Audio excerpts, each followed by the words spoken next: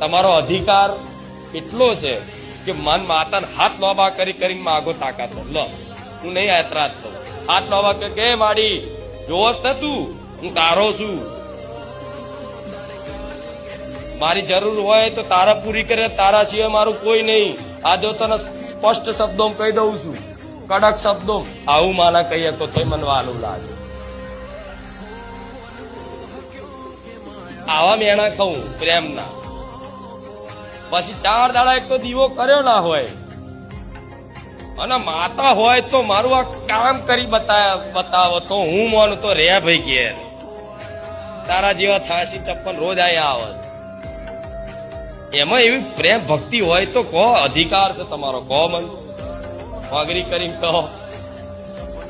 પણ જો કોઈ એમને મોગરી કરે તો મોગરી કરતા જ કઈ ખાઈ જવું.